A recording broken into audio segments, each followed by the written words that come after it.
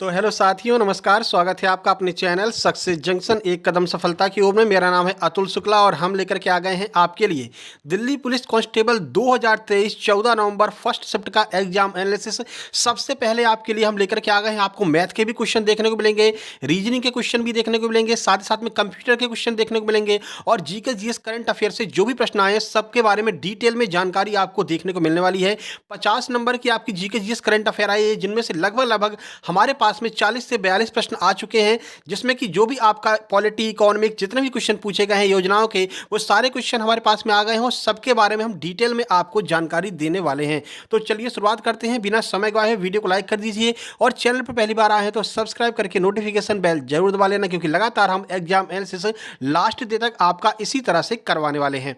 तो चलिए शुरू करते हैं। सबसे पहले हम यहाँ पर बात करेंगे जीके जीएस और करंट अफेयर से हम शुरुआत करने वाले हैं। आज का पहला प्रश्न है, हॉर्नबिल त्योहार कहां पर मनाया जाता है? प्रश्न का सही आंसर हो जाएगा आपका नागालैंड। नागालैंड में हॉर्नबिल त्योहार मनाया जाता है। पूरी डिटेल में जानकारी आपको देते हैं। देखिए, तो हॉर्नबिल महोत्सव हर साल 1 से 10 दिसंबर तक नागालैंड, जो पूर्वोत्तर भारत में है, यहां पर आयोजित किया जाता है। इसे त्योहारों का त्योहार भी कहा जाता है। यह प्रश्न कई बार पूछा गया है कि त्योहारों का त्योहार किसे कहा जाता है, तो हॉर्नबिल जो त्योहार है इसे हम त्योहारों का त्योहार भी कहते हैं। यह भी आपको याद रखना है, आगे प्रश्न पूछा जा सकता है। चलिए आगे बढ़ते हैं। नागालैंड के हॉर्नबिल फेस्टिवल उत्तर पूर्व में सबसे बड़ा सांस्कृतिक आकर्षण है। जो आपका हॉर्नबिल फेस्टिवल मनाया जाता है, ये उत्तर पूर्व में मनाया जाने वाला सबसे बड़ा महोत्सव है और इसकी बहुत ज़्यादा आकर्षण होता है, बहुत ज़्यादा लोग इसको देखने के लिए आते हैं। ये भी आपको याद रखना है। अगला प्रश्न है, अलाउद्दीन खिलजी का कार्यकाल कब से कब तक था? ये आपको पूरा अलाउद्दीन खिलजी का कार्यकाल पूछा गया है। तो 1296 से लेकर के 1316 तक अलाउद्दीन खिलजी का कार्यकाल था। चलिए इनके कार्यकाल के बारे में कुछ जानकारी आपको दे देते हैं। देखिए, तो 1296 से 1316 तक शासन करने वाले अलाउद्दीन खिलजी भारत में दिल्ली के खिलजी वंश के दूसरे सुल्तान थे। ये आपको याद रखना, अलाउद्दीन खिलजी जो है वो दूसरे नंबर के सुल्तान थे। ठीक है, उन्होंने लगभग 20 वर्षों तक शासन किया। अपने शासन के दौरान उन्होंने राजस्व, मूल्य नियंत्रण, समाज से संबंधित कई महत्वपूर्ण और प्रशासनिक कार्य के लिए अपने राजस्व नीति के कारण अलाउद्दीन खिलजी को जाना जाता है। ये बहुत महत्वपूर्ण है कि राजस्व नीति किसकी फेमस थी, तो अलाउद्दीन खिलजी की राजस्व नीति बहुत ज़्यादा फेमस थी। आपने मूवी भी देखी होगी अलाउद्दीन, जो आपकी एक मूवी आई थी अभी हाल ही में, उसमें अलाउद्दीन खिलजी के बारे में काफ़ी जानकारी दी गई थी। ठीक है, चलिए आगे बढ़ते हैं। प्रश्न हमारे पास में बहुत ज़्यादा है, इसलिए हम थोड़ी सी अपनी गति जो है उसको थोड़ा सा तेज रखेंगे, स्पीड थोड़ी सी तेज रखेंगे, क्योंकि आपको मैथ के भी क्वेश्चन कराने हैं, रीजनिंग के और बहुत सारे क्वेश्चन भी आपको बताने हैं। ठीक है, चलिए टोक्यो ओलंपिक 2020 में भारत के लिए पहला पदक किसने जीता था? ये करंट अफेयर का प्रश्न पूछा गया है। मीराबाई चानू ने, जो कि एक वेट लिफ्टर है, उन्होंने टोक्यो ओलंपिक 2020 में भारत के लिए पहला पदक जीता था। चलिए कुछ जानकारी आपको देते हैं। आपको पता है टोक्यो ओलंपिक के बारे में, आपको सारी जानकारी उसके बारे में कोई बताने की आवश्यकता है नहीं। ठीक है, टोक्यो ओलंपिक के ऊपर ऑलरेडी हम वीडियो भी बना चुके हैं। तो मीराबाई चानू ने टोक्यो ओलंपिक में पहला पदक भारत के लिए जीता था, ये आपको याद रखना है। ठीक है, चलिए आगे बढ़ते हैं।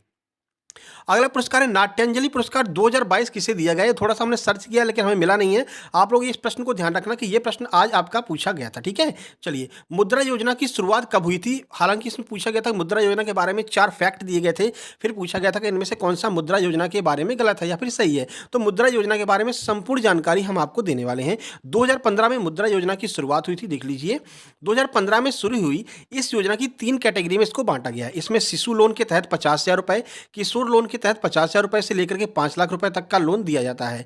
वहीं तरुण योजना के तहत 5 लाख रुपए से लेकर के 10 लाख रुपए तक का लोन दिया जाता है। ये लोन के बारे में देकर के 4 ऑप्शन दिए गए थे, फिर पूछा था इनमें से कौन सा गलत है कौन सा सही है। ठीक है, तो 2015 में मुद्रा योजना की शुरुआत की। आज अगर आप देखेंगे तो योजना से 3 प्रश्न आज आपके पूछे गए हैं और वो तीनों प्रश्न हमको मिल चुके हैं। तीनों प्रश्नों के बारे में हम आपको जानकारी देने वाले हैं। भाई वीडियो पसंद आ रही थी, वीडियो को लाइक जरूर कर देना। स्टैटिक जीके से 13-14 प्रश्न पूछे गए हैं, जिनमें एक प्रश्न पूछा गया था नोकरेक नेशनल पार्क कहां पर स्थित है? नेशनल पार्क से क्वेश्चन आएंगे ही आएंगे। ठीक है, नोकरेक के बारे में आज पूछा गया है। प्रश्न का सही आंसर हो जाएगा मेघालय में आपका नोकरेक नेशनल पार्क स्थित है। लिख लीजिए कुछ जानकारी। तो नोकरेक नेशनल पार्क, जिसे नोकलेस बायोस्फीयर भी कहा जाता है, भारत के मेघालय के पश्चिमी गारो हिल्स में जो आपका जिला जो तुरा पीक से लगभग 2 किलोमीटर दूर पर एक राष्ट्रीय उद्यान है। ठीक है, बस आपको याद रखना मेघालय में नोकरेक राष्ट्रीय उद्यान स्थित है। बाकी अगर संपूर्ण जानकारी आप लेना चाहते हैं, इसकी पीडीएफ हम डाल देंगे, आप जाकर के देख लेना हमारे टेलीग्राम चैनल पर। ठीक है, चलिए आगे बढ़ लेते हैं, क्योंकि हमारे पास में क्वेश्चन बहुत ज़्यादा है। देखिए, तो बहमनी साम्राज्य की स्थापना के समय दिल्ली में किसका शासन था? तो दिल्ली में मोहम्मद बिन तुगलक उस समय पर शासन कर रहा था जब बहमनी साम्राज्य की स्थापना की गई थी। अब ये बहमनी साम्राज्य की स्थापना किसने की थी, ये भी जानना आपके लिए आवश्यक है। तो देख लीजिए, बहमनी साम्राज्य मध्यकालीन भारत का एक मुस्लिम साम्राज्य था, जिसका विस्तार दक्षिण भारत के दक्कन में था। इसकी स्थापना 1347 ईस्वी में, कब? 1347 ईस्वी में तुर्की गवर्नर अलाउद्दीन हसन बहमन के द्वारा की गई थी, जिसे हसन गंगू के नाम से भी जाना जाता है। ठीक है, इसने दिल्ली के सुल्तान मोहम्मद बिन तुगलक के विरुद्ध जो है अपना एक आंदोलन छेड़ दिया, कह सकते हैं विद्रोह कर दिया, और इस विद्रोह को सफलतापूर्वक जो है यह विद्रोह पूरी तरह से सफल रहा और यहाँ पर बहमनी साम्राज्य की स्थापना हो गई। तो शासक कौन था उस समय पर दिल्ली में? तो मोहम्मद बिन तुगलक उस समय पर दिल्ली में शासन था, ये भी आपको याद रखना। ठीक है, पानीपत का तृतीय युद्ध कब लड़ा गया था? ये पानीपत के तीनों युद्ध आपको देख करके जाने हैं। आज आपसे तीसरा पूछा है तो पहला दूसरा आगे पूछा जा सकता है। 1761 में पानीपत का तृतीय युद्ध हुआ था, किसके किसके बीच में? तो चलिए देख लेते हैं। पानीपत की तीसरी लड़ाई 1761 में अफगान आक्रमणकारी अहमद शाह अब्दाली और पुणे के सदाशिव भाऊ पेशवा के तहत मराठों के बीच में लड़ा गया था। यानी कुल मिलाकर के अफगान और मराठों के बीच में 1761 का यह युद्ध लड़ा गया था। ठीक है, यह लड़ाई अहमद शाह अब्दाली ने सदाशिव भाऊ को हरा करके जीत लिया था। इसी को हम पानीपत का तीसरा युद्ध कहते हैं। चलिए आगे बढ़ लेते हैं। मराठों की सबसे बड़ी हार थी, ये भी आपको याद रखना है। करंट अफेयर का एक प्रश्न पूछा गया, लोकमान्य तिलक अवार्ड 2023 से किसे सम्मानित किया गया है? तो अपने प्रधानमंत्री श्री नरेंद्र मोदी जी को लोकमान्य तिलक अवार्ड 2023 से सम्मानित किया गया है। देखिए 1 अगस्त 2023 को लोकमान्य तिलक की 103वीं पुण्यतिथि पर तिलक स्मारक मंदिर ट्रस्ट के द्वारा, जिसे हम हिंद स्वराज संघ कहते हैं, प्रधानमंत्री नरेंद्र मोदी को प्रतिष्ठित लोकमान्य तिलक राष्ट्रीय पुरस्कार से सम्मानित किया गया है। ठीक है, चलिए आगे बढ़ते हैं। अनुच्छेद 361 का संबंध किससे है? तो देख लीजिए, आज अनुच्छेद से भी 3 प्रश्न लगभग पूछे गए हैं आर्टिकल से।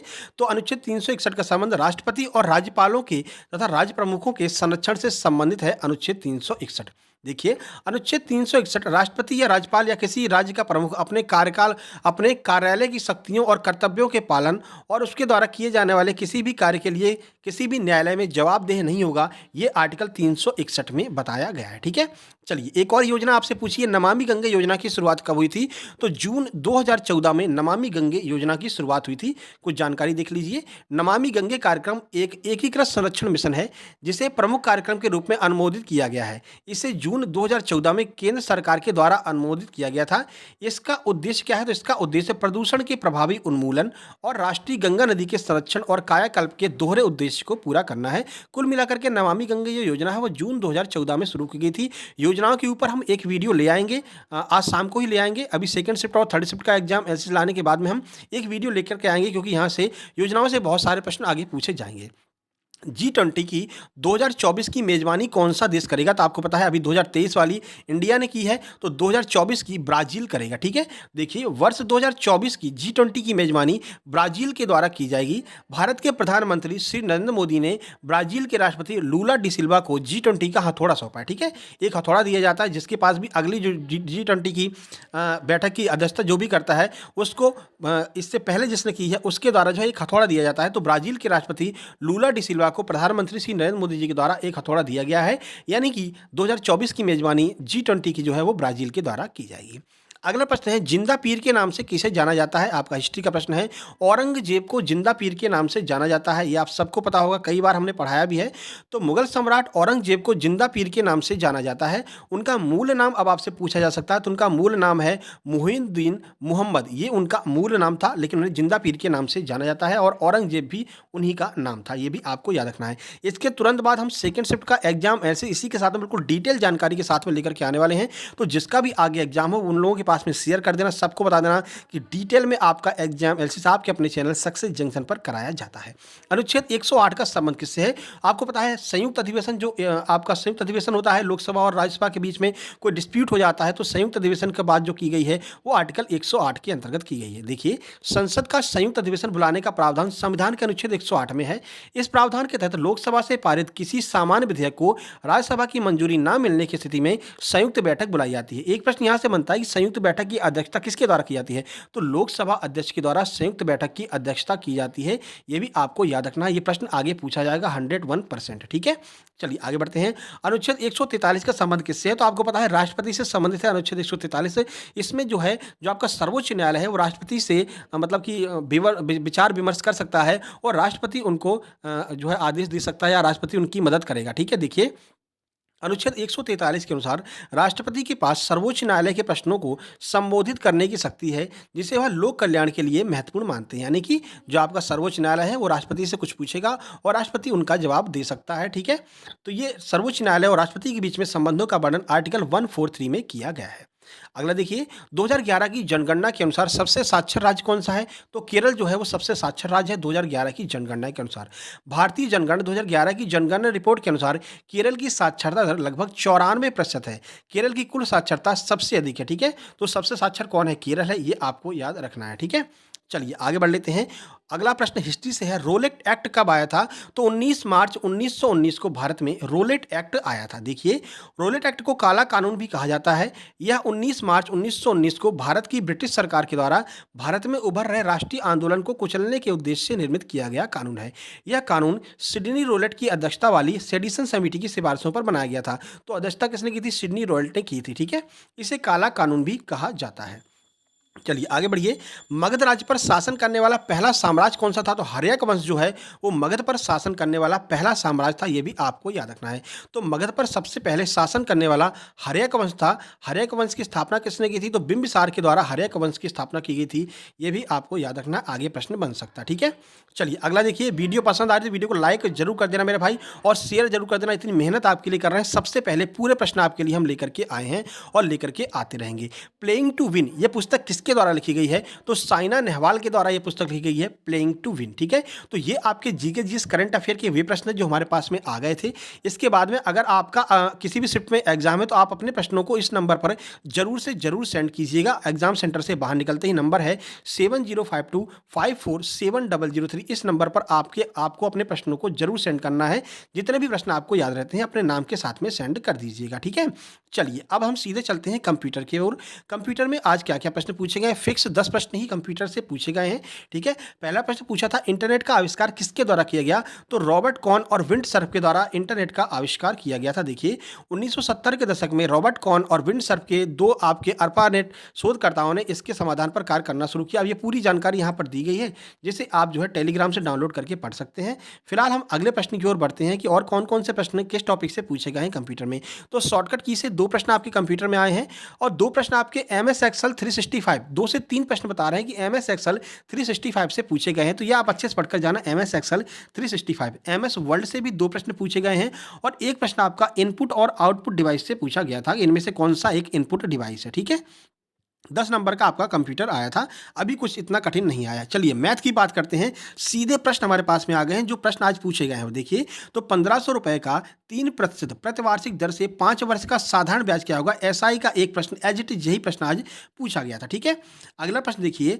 जो लोग एग्जाम देकर के आए हैं भाई कमेंट बॉक्स में कमेंट करके बता देना ये प्रश्न पूछे गए थे कि नहीं मैथ में। ठीक है, 4200 और 4410 रुपए की 2 किस्त 5 वर्ष में कितना, मतलब कि 2 किस्त दी जा रही है 4200 रुपए और 4410 रुपए की 5 वर्ष के लिए। तो बताइए मूलधन कितना था? यह प्रश्न इस तरह का पूछा गया था। ठीक है, अगला प्रश्न है किसी वस्तु को 4250 रुपए में बेचने पर 365 रुपए की हानि हुई तो आपको हानि प्रतिशत बताना था। ठीक है, चलिए अगला है 51 और 78 के बीच में सहअभाज्य संख्याओं का इकाई अंक बताइए। ठीक है, तो 51 और 78 के बीच में एक सहअभाज्य संख्या है, उसका आपको जो है आपको इकाई अंक यानी कि यूनिट डिजिट बताना है। ठीक है, देखिए 2 संख्याओं का गुणनफल 48 है, उनका अंतर 13 है, तो वे दोनों संख्याएं आपको बतानी कि वे दोनों संख्याएं कौन सी हैं। ये प्रश्न पूछा गया था। शंकु का आयतन देकर के आपसे तिर्यक ऊंचाई शंकु की पूछी गई थी। उसके बाद नंबर सिस्टम से 2 प्रश्न था। एक प्रश्न SI का बता दिया, CI का भी हमने बता दिया। 2 प्रश्न आपके डिस्काउंट के भी पूछे गए थे। लगभग 15 प्रश्न आपके आज मैथ में 15 प्रश्न पूछे गए हैं। ठीक है, एक प्रश्न ट्रिग्नोमेट्री का, 2 प्रश्न डिस्काउंट का, 2 प्रश्न ज्योमेट्री का और 1 प्रश्न आपका शंकु का पूछा गया था, जिसमें तिर्यक ऊंचाई पूछी गई थी। हमने आपको बता दिया है।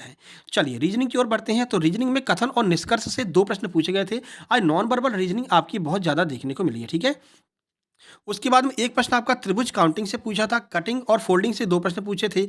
एक प्रश्न कुछ इस तरह से था कि AK और MN को अगर हम KANM लिखते हैं तो ऐसे ही करके कोई और शब्द दिया गया था जिसका पूछा गया। तो इसको सॉल्व कर लीजिए। देखिए इन्होंने क्या कहा है, AKM और N, इसे वो क्या लिख रहे हैं, KAN और M लिख रहे हैं, यानी कि बस उन्होंने कुछ किया नहीं, इसका स्थान चेंज कर दिया है।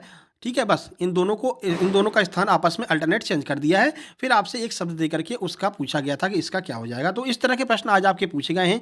जितने प्रश्न लगभग हमारे पास में आए हैं वो सारे हमने आपको बता दिए हैं। वीडियो पसंद आ गई भाई, वीडियो को लाइक कर दीजिए, शेयर कर दीजिए अपने सभी दोस्तों के पास में। चैनल पर पहली बार आए हैं तो सब्सक्राइब करके नोटिफिकेशन बेल जरूर दबा लेना, क्योंकि लगातार एग्जाम एनालिसिस लास्ट डे तक हम कराने वाले हैं। इसके बाद में एसएससी जीडी का भी हम एग्जाम एनालिसिस कराएंगे और एसएससी जीडी के लिए स्पेशल फ्री क्लास भी हम आपका इसी चैनल पर लेकर के आने वाले हैं। ये हमारा टेलीग्राम चैनल है, ये ग्रुप है, इसको आप ज्वाइन कर लेना। लिंक आपको डिस्क्रिप्शन बॉक्स में मिल जाएगी। व्हाट्सएप ग्रुप और टेलीग्राम ग्रुप दोनों की लिंक आपको डिस्क्रिप्शन बॉक्स में मिल जाएगी, उसको आपको जरूर ज्वाइन कर लेना है। और वीडियो पसंद आए तो लाइक करके सभी मित्रों के पास में आपको शेयर कर देना, उनको बता देना है कि इस बिल्कुल फ्री में आपका एग्जाम एनालिसिस डिटेल में सबसे पहले आपको अपने चैनल सक्सेस जंक्शन पर लगातार देखने को मिलने वाला है एग्जाम के लास्ट दिन तक। ठीक है, तो मिलते हैं सेकेंड शिफ्ट के एग्जाम एनालिसिस में। तब तक के लिए नमस्कार, धन्यवाद।